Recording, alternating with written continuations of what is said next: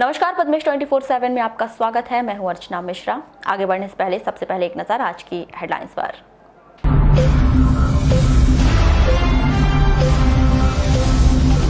4 मई से बाजार और दुकान खोलने की अनुमति, सोशल डिस्टेंसिंग का करना होगा पालन, वरना होगी कार्रवाई। 4 संदिग्धों की आई नेगेटिव रिपोर्ट, 6 के भेजे गए जांच सैंपल। लॉकडाउन के बीच राहत भरी खबर, 170 रुपए सस्ता हुआ रसोई गैस सिलेंडर। कोरोना पर भारी पड़ रही पानी की मजबूरी, गायखुरी आवास टोला में रोज हो रही जंग। सफेद कार्ड के हितग्राहियों को नहीं मिल रहा है राशन, पार्षदों में रोष व्याप्त। किन्ही और परसवाड़ा में 2 लोगों की संदिग्ध परिस्थितियों में मौत, पुलिस ने शुरू की जांच। और पद्मेश क्वारंटाइन चैलेंज के 14वें दिन कौन रहे आज के 3 लकी विजेता। और अब खबरें विस्तार से। कोरोना महामारी से निपटने 2 मई को आपदा प्रबंधन समिति की बैठक हुई, जिसमें मुख्य रूप से बालाघाट जिला ग्रीन जोन में होने के बाद भी लॉकडाउन का कुछ छूट के साथ पालन होगा। बैठक में विधायक गौरीशंकर बिसेन ने कहा कि बालाघाट जिला ग्रीन जोन में शामिल होने के कारण यहां पर कुछ छूट के साथ बाजार निर्माण कार्य और परिवहन को प्रारंभ करने का निर्णय लिया गया है, लेकिन जिले में लॉकडाउन अभी हटा नहीं है। आम जनता को स्वास्थ्य सुरक्षा की दृष्टि से लॉकडाउन का कड़ाई से पालन करना होगा। देखिए, जो गाइडलाइन हमको मिली है राज्य सरकार के द्वारा, भारत सरकार के निर्देशानुसार, उसका अधिकतम पालन करने का प्रयास किया गया है। लेकिन अभी भी हमने निर्णय लिया कि 1 सप्ताह के लिए बस सेवाओं को शिथिल रखेंगे, एक तौर से बंद रखेंगे। जो शादी या उन्हीं है उसमें अनुभागीय अधिकारी से अनुमति लेकर दोनों पक्ष के 20 से अधिक बाराती न हो, 10 वधू पक्ष के 10 वर पक्ष के। इसी के साथ साथ जो हमारे रेस्टोरेंट हैं, जहाँ पर ज़्यादा समूह में लोग चाट के समूह में लोग बैठ करके नाश्ता इत्यादि करते हैं, ऐसे स्थानों को अभी हमने रोका है। बाकी जो नॉर्मल मार्केट है उसको आज समिति ने निर्णय लिया कि उन सभी मार्केटों को कल के उपरांत प्रारंभ करने की व्यवस्था की है। ये कहा गया है कि कम से कम जो वर्कर्स हैं उनको अपने काम पर आप लें, जिससे कि जो डिस्टेंस एक से दूसरे का बनाए रखा जा सके, और जो ग्राहक हैं उनको ग्राहकी का समय कम समय में अपने ग्राहकी करें और अपना काम करके चले जाएं। आज की मीटिंग में निर्णय हुआ कि शहरी क्षेत्र में भी सभी तरह के निर्माण कराए जा सकेंगे। कलेक्टर दीपक आर्य ने बताया कि जिले के नगरीय क्षेत्र में 4 मई से बाजार, दुकान और शासकीय और निजी निर्माण कार्यों को प्रारंभ करने की अनुमति रहेगी, जो सुबह 9 बजे के बाद ही खोला जाएगा। सब्जियों की होम डिलीवरी पूर्व की तरह जारी रहेगी। जिले के भीतर बस सेवा शुरू नहीं की गई। होटल, रेस्टोरेंट खुले रहेंगे, लेकिन बैठकर खाने की अनुमति नहीं होगी। लॉज बंद रहेगी। विवाह कार्यक्रम में केवल 20 लोग ही शामिल हो सकेंगे। स्कूल, कॉलेज बंद रहेंगे। बाहर से आने वालों के लिए हेल्पलाइन नंबर जारी किए गए हैं। Ministry of home affairs, Bharat सरकार में कुछ निर्देश जारी हुए हैं, जिसके अनुसार विशेष रूप से जो जिले आज तक ग्रीन जोन में सम्मिलित हैं, ग्रीन जोन में जिले उनको सम्मिलित बोला गया है जिन जिलों में अभी तक कोरोना का या कोविड का कोई भी मरीज नहीं आया है। बालाघाट आप सभी के सहयोग से, जनता के सहयोग से अभी तक ऐसा जिला है जो ग्रीन जोन में है। उस संदर्भ में यह निर्णय लिया गया है कि जैसे जैसे हर लॉकडाउन पर थोड़ी थोड़ी सी रियायतें दी जा रही थी, इस बार रियायतें सारी दी गई हैं, और उसमें निर्देश ये है कि समस्त प्रकार की गतिविधियाँ ग्रीन जोन्स के जिले में स्टार्ट होंगी, और सिर्फ जो पब्लिक ट्रांसपोर्टेशन है वो प्रतिबंधित रहे, वो उसमें 50% की कैपेसिटी पर वह कार्य कर सकता है। लेकिन बालाघाट जिले में आज डिस्ट्रिक्ट क्राइसिस मैनेजमेंट कमेटी की बैठक में यह निर्णय हुआ है कि ट्रांसपोर्ट जो पब्लिक ट्रांसपोर्ट है वो अगले 7 दिवस तक बंद रहेगा। उसके पीछे कारण ये है कि बालाघाट जिले के मजदूर बहुत सारे अन्य जिलों में हैं, जो कि धीमे धीमे आते जा रहे हैं, और राज्य शासन के द्वारा भी उनको लाया जा रहा है। प्रयास ये किया जा रहा है कि जो लोग बहुत ज़्यादा ट्रैवल ना करें, जिससे कि इनकेस यदि कोई मरीज यदि कोई ऐसा व्यक्ति बाहर से आता है जिसको कि पॉजिटिव है या जिसको संक्रमण पाया जाता है, तो वह अन्य लोगों में ना फैले। इसी के एहतियात के तौर पर यह लिया गया है कि ट्रांसपोर्टेशन को नहीं खोला जाएगा। बाकी अन्य सारी जो गतिविधियाँ हैं वह बालाघाट जिले में प्रारंभ कर दी जाएंगी। ये टाइमिंग का कोई वो नहीं कि जब भी टाइम रिस्ट्रिक्ट किया जाता है तो फिर भीड़ एक समय बढ़ने की संभावना होती है। हमारा प्रयास ये है कि पूरे से समय चीज़ें खुली रहेंगी। जो कुछ चीज़ें हैं यहाँ पर गैदरिंग बहुत ज़्यादा होती है, schools, college, cinema halls, public parks, ये सारी चीज़ें बंद रहेंगी, ये नहीं खुलेंगी। रेस्टोरेंट के संबंध में वैसे तो कोई MHA गाइडलाइन से मना नहीं किया गया है, लेकिन डिस्ट्रिक्ट क्राइसिस मैनेजमेंट कमेटी की बैठक में निर्णय लिया गया है कि लोग आकर के यहाँ पे खाना नहीं खाएंगे। रेस्टोरेंट और जो भी होटल्स हैं वो घरों पे होम डिलीवरी दे सकते हैं और लोगों को सामग्री उपलब्ध करा सकते हैं। वाइन शॉप के संबंध में अभी तक कोई स्पष्ट निर्देश राज्य शासन से नहीं प्राप्त हुए हैं। जैसे ही निर्देश प्राप्त होंगे उस पर अनुसार कार्य किया जाएगा। अहाते किसी भी स्थिति में सदैव बंद रहेंगे। यदि वाइन शॉप खुलती भी है तो अहाते नहीं खुले। शादियों के संबंध में निर्णय लिया गया, वैसे शासन की गाइडलाइन है 50 लोग से अधिक एकत्रित ना हो, लेकिन यहाँ पर ये निर्णय लिया है कि 20 लोगों की अनुमति दी जाएगी शादियों के लिए। और SDO जो रेवेन्यू हैं, SDMs अपने संबंधित क्षेत्रों में वह इसके संबंध में अनुमति जारी करेंगे। तो प्राइवेट निर्माण कार्य सभी जगह चालू रहेंगे। ग्रामीण क्षेत्रों में पहले से ही चल रहे हैं, शहरी क्षेत्रों में प्राइवेट निर्माण कार्य प्रारंभ किए जाएंगे। तो बाहर से आने जो स्टूडेंट है इंदौर और जबलपुर से, के लिए जो व्यवस्था है कैसे? उनके लिए डेटाबेस बनाकर उनकी व्यवस्था की जा रही है। एक जानकारी ली जा रही है कौन कौन से विद्यार्थी कहाँ रुके हुए हैं। और जैसे ही शासन से कुछ निर्णय होता है उस संबंध में, क्योंकि इंदौर भोपाल दोनों रेड जोन्स हैं, इसलिए गाइडलाइंस के अनुसार रेड जोन से ट्रैवलिंग अभी परमिटेड नहीं है। जैसे ही इस संबंध में कोई निर्णय लिया जाता है उनका प्रिवेंट किया जाएगा। अन्य जो हमारे लेबर अन्य राज्यों में फंसे हुए उनके संबंध में भी चर्चा निरंतर चल रही है।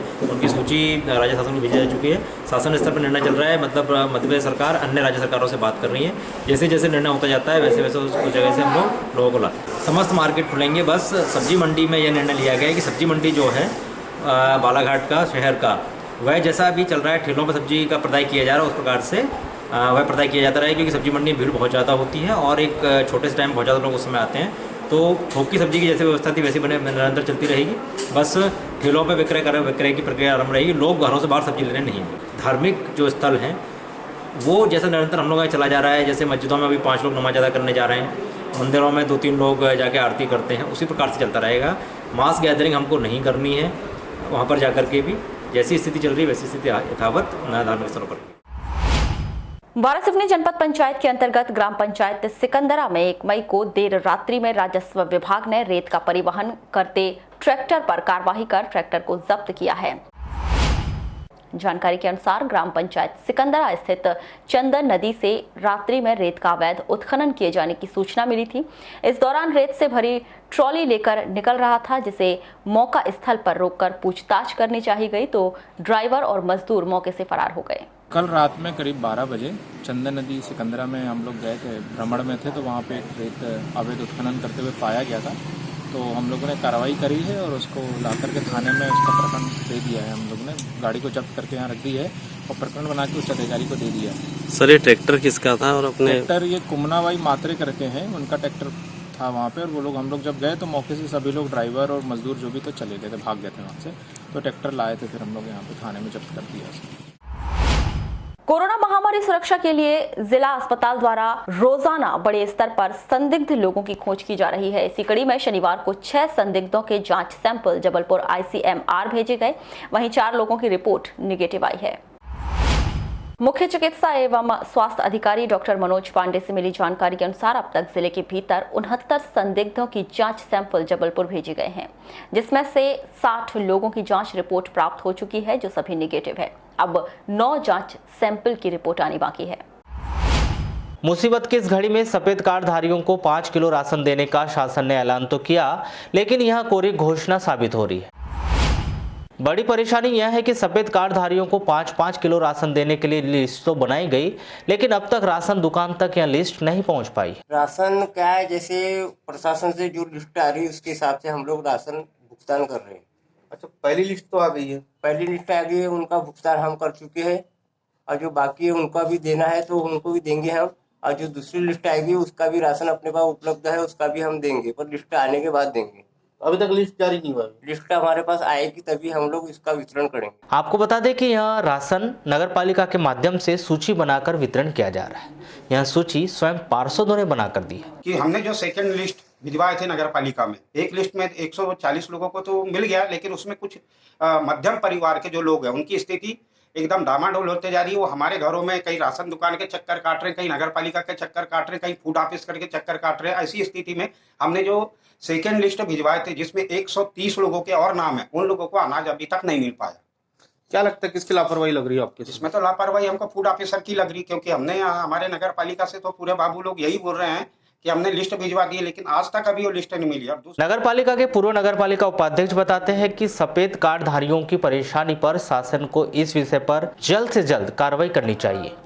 जिला प्रशासन द्वारा जो कि सफेद कार्डधारी मजदूर वर्ग जो कैटेगरी में आके पात्रता रखते अनाज की, उन लोगों को अनाज बांटने का जो आश्वासन दिया गया था, तो पहली बार कुछ लोगों को अनाज बटा और उसके बाद कई लोगों के अनाज बांटने की लिस्ट में नाम लिखाया गया। पूरे नगर के नागरिकों ने आवश्यकता अनुसार जो पात्र लोग थे उन्होंने अपना नाम लिखाया, लेकिन आज तक उनको अनाज नहीं मिला, जिससे वो रोज भटक रहे और उनके घर में खाने पीने की बहुत तकलीफ हो रही है। तो जिला प्रशासन के द्वारा जो ये कार्य किया गया है कि सभी लोगों के नाम की लिस्ट बनवाई गई है, दूसरी जो सूची बनाई गई है उसका अभी तक का आवंटन नहीं किया गया है, जिससे नागरिक बहुत बुरी तरह परेशान हो रहे हैं और उनके घरों की हालत बिगड़ रही है। तो प्रशासन से हमारी अपील है कि शीघ्र ऐसे लोगों को अनाज आवंटित किया जाए ताकि उन लोग राहत की सांस ले सकें। दूरभाष पर चर्चा के दौरान जिला खाद्य अधिकारी एच.एस. चौधरी बताते हैं कि पहली सूची बनकर तैयार हुई, जिसका राशन वितरण कर दिया गया। दूसरी सूची अधिकांश राशन दुकान में पहुंचा दी गई। वर्तमान समय में कोरोना वायरस संक्रमण को देखते हुए हर व्यक्ति को घर पर रहने और दूसरों से दूरी बनाए रखने की लाख हिदायत दी जाए, लेकिन शहर के गायखुरी आवास टोली में यह पूरी होते दिखाई नहीं दे रही। यहाँ पर पानी के लिए रोजाना ही जंग हो रही है। इस दौरान बहुत अधिक भीड़ हो रही। नल से महज कुछ देर पानी आ रहा है, जिस कारण सभी को पानी प्रदान नहीं हो पा रहा है। नगर पालिका टैंकर तो भेज रही है, लेकिन स्थानीय जनों का आरोप है कि पानी में मच्छर और कीड़े हैं। पानी की यही है, जैसे मान लीजिए सवेरे आता है 8 सवा 8 बजे, 1 घंटा चलता है, उसके बाद पानी 1 घंटा तो बहुत ही दूर है। अभी फिर यहाँ कैसे? अभी जैसे टैंकर आया, अब टैंकर से पानी भरेंगे, पानी नहीं रहता तो फिर नहाने के लिए नदी जाना पड़ता है। ऊपर के नल आते हैं तो रोज टैंकर आता है क्या? अभी 3-4 दिनों का टैंकर आ रहा है। पानी की समस्या कब से आप लोगों को? पानी की समस्या है 4-5 दिन हो गए। पहले मिलता था क्या? पहले उतना नहीं मिलता था जितना अभी तो कुछ भी नहीं मिल रहा है। यहाँ अपने पानी कैसे रहता? नल जल योजना वगैरह है क्या यहाँ पर? नल जल तो है, आता है, लेकिन वो 1 घंटा आता है, 1 घंटे में किसी को मिलता है, किसी को मिलता है 1 घंटा भी नहीं आता बरोबर। अभी तो 4-5 दिन से टैंकर भर आ रहा है, बाकी इसके अलावा कोई व्यवस्था नहीं है। गड्ढा खुदा हुआ है, 4 दिन से खोदते फिर गड़ा देते, फिर खोदते, फिर उसका उपाय नहीं कर पा रहे कुछ। तो ये जो पानी आ रहा है वो पीने लायक है? पीने लायक नहीं है पानी, पूरा मच्छर वाला पानी है, पूरे जंग वाला पानी है। तो इसकी शिकायत नहीं कर रहे आपने? बोले थे लेकिन कोई सुनने नहीं। अच्छा, जितना टैंकर आते सब इसी प्रकार से आ रही है टैंकर? जितने भी टैंकर आए अभी। दूरभाष पर चर्चा के दौरान नगर पालिका के सीएमओ दिनेश वाघमारे ने बताया कि शायद उस क्षेत्र की कोई पाइपलाइन फूट गई है, जिसका मरम्मत कार्य चल रहा है, जिसके बाद क्षेत्र में पानी की परेशानी नहीं होगी। बिहार राज्य से बालाघाट में फेरी लगाकर कपड़ों का व्यापार करने वाले व्यापारी लॉकडाउन के दौरान नगर के धर्मशाला में करीब 2 महीनों से रह रहे हैं, जिनको धर्मशाला प्रबंधन के द्वारा करीब 50,000 रुपए का किराया का नोटिस थमा दिया गया है और उनसे किराया जमा करने के लिए कहा गया है, जिसको लेकर आज करीब 20 लोगों ने कलेक्टर कार्यालय पहुंचकर जिला प्रशासन से मदद की गुहार लगाई है। व्यापारियों का कहना है कि लॉकडाउन में उनके पास खाने तक की स्थिति नहीं है, तो वह 50,000 रुपए की राशि किराए के तौर पर किस प्रकार से दे पाएंगे। उन्होंने जिला प्रशासन से इस समस्या का समाधान करने की मांग की। हमको सर रूम रेंट मांग रहा है सर। आप कहाँ के रहे? धर्मशाला बिहार से रहने वाले। कितने लोग रह रहे हैं? 14 लड़के रह रहे हैं। अच्छा, कितने दिन से रह रहे थे आप? हम तो पहले 1 महीना कम कर चुके थे। हाँ। उसके बाद पहले का रूम रेंट क्लियर था, एक दिन का 70 रुपया मांग रहा था। हाँ। उसका हिसाब से 47,000 रुपया बिल बना के दिया है 14 लड़का। कहाँ पे रह रहे थे? धर्मशाला बस स्टैंड के बगल में सुजानदर का। पहले का क्लियर, जब से लॉकडाउन है तब से बिल है। 22 तारीख से बंद है। कितने लोग रह रहे हैं आप? 14 लोग रहे हैं।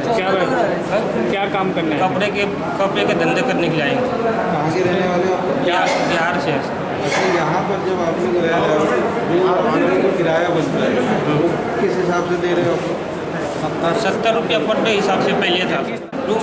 रूम के लिए मांग रहा था, इसके लिए हम लोगों के पास पैसे नहीं और हम लोग बिहार जाएंगे, इसीलिए हम लोगों को संसाधन मिल। कितने लोग थे और कहाँ रहते थे अभी तक? सब यहीं पर रह रहे, धर्मशाला में रह रहे हैं। कितने दिन से रह रहे थे? ये पहले हम लोग 2 महीने से आए थे। 2-2.5 महीना हो गया आने से। उसके बाद ये लॉकडाउन में फंस गए हैं।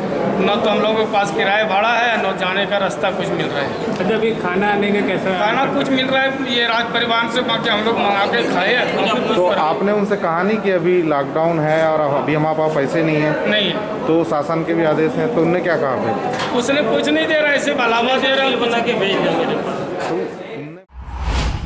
जिले के किरणापुर थाने के किन्नी पुलिस चौकी क्षेत्र के अंतर्गत ग्राम बडामा समीप गाड़वी नाले में एक व्यक्ति की लाश संदिग्ध स्थिति में बरामद की गई।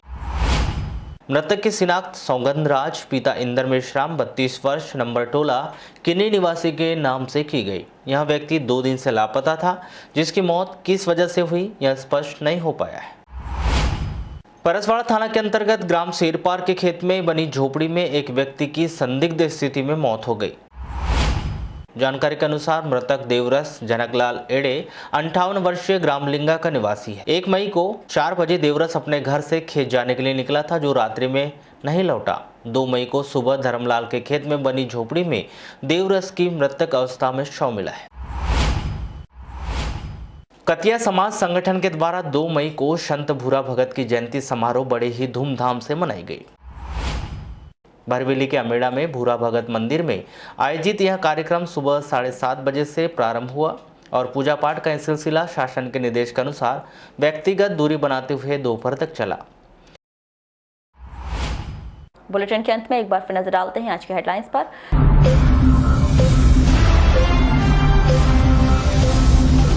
चार मई से बाजार और दुकान खोलने की अनुमति, सोशल डिस्टेंसिंग का करना होगा पालन, वरना होगी कार्रवाई। 4 संदिग्धों की आई नेगेटिव रिपोर्ट, 6 के भेजे गए जांच सैंपल। लॉकडाउन के बीच राहत भरी खबर, 170 रुपए सस्ता हुआ रसोई गैस सिलेंडर। कोरोना पर भारी पड़ रही पानी की मजबूरी, गायखुरी आवास टोला में रोज हो रही जंग। सफेद कार्ड के हितग्राहियों को नहीं मिल रहा है राशन, पार्षदों में रोष व्याप्त। किन्ही और परसवाड़ा में 2 लोगों की संदिग्ध परिस्थितियों में मौत, पुलिस ने शुरू की जांच। तो ये थे अब तक की खास खबरें। अगले न्यूज बुलेटिन के साथ फिर मुलाकात होगी, तब तक के लिए नमस्कार।